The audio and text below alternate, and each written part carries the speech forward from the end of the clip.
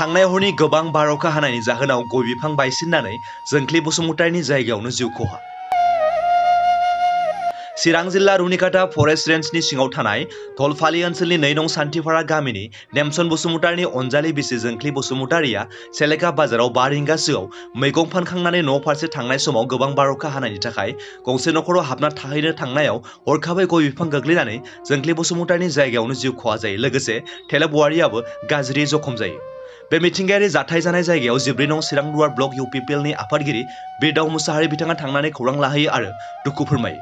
बेजों लोगोसे रुनिकाटा फरेस्ट रेन्जनि जसमानिक बसुमतारी बिथाङाबो थांनानै खौरां लाहैयो।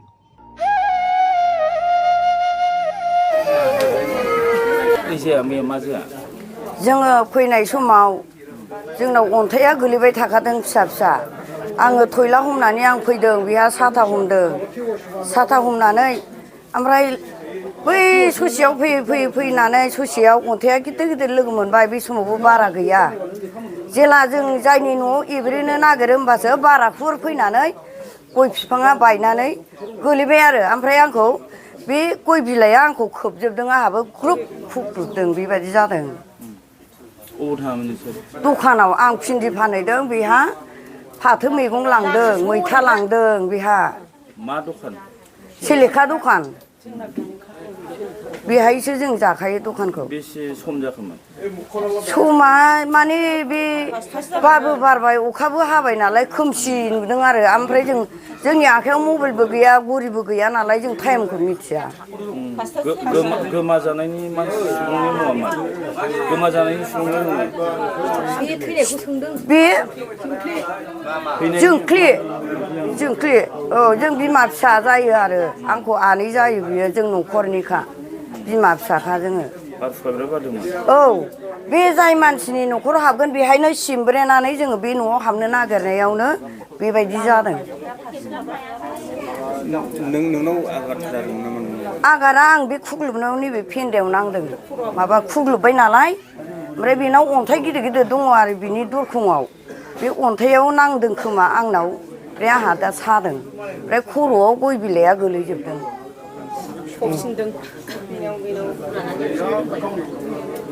जायगाखौ खिथाहैनो हागोन आरो आङो दा।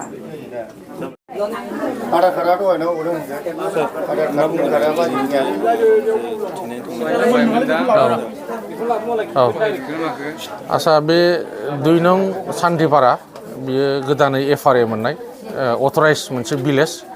बे आन्डार फरेस्ट भिलेजनि आन्डारावनो गोग्लैयो मोनसे पार्ट।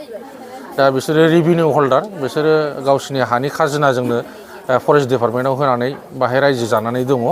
बिसोरो कनसार्न भिलेज आरो डिउ पारमिसनाव बिसोर थादों। दा बे जायगायाव थांनाय हरनि बारहुंखा आरो सारअन्थाइ गोग्लैनायनि जुनैहाय फांसे गय बिफाङा न'नि खाथियाव दंमोन हिसाबै बे गय बिफाङा बारहुंखाजों बायनानै न'आव होख्रेमनानै बै न'खरनि श्री माने जोंख्लि बसुमतारीनि न'आव सासे माने जोंख्लि बसुमतारीनि जिउआ सोरगोआरि जानाङो।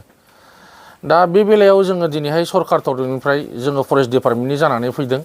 जोंहा बेबायदि जुदि अघटनाव नेचारेल कालामिटिसजों सोरबा जिउ गोमायोबा, सोरबा जुनारजों बुथार जायोब्ला बेनि थाखाय माने मिनिमाम लेभेलनि मोनसे जों सरकारनिफ्राय अनसुंथाइ होयो।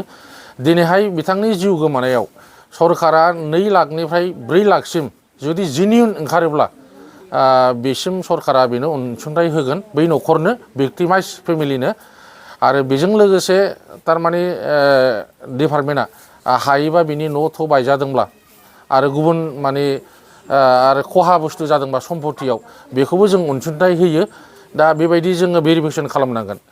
आरो दिनैहाय जे जिउआ जे सोरबा जे सासेया सोरगोआरि जाबाय, बिनिबो प्रुफ हिसाबै पुलिस रिपर्ट नांगोन आरो पस्टमर्टेम नांगोन।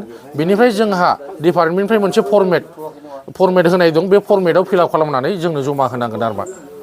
दा बेखिनिखौ जोङो सरकारनिफ्राय सुबिदा होयो।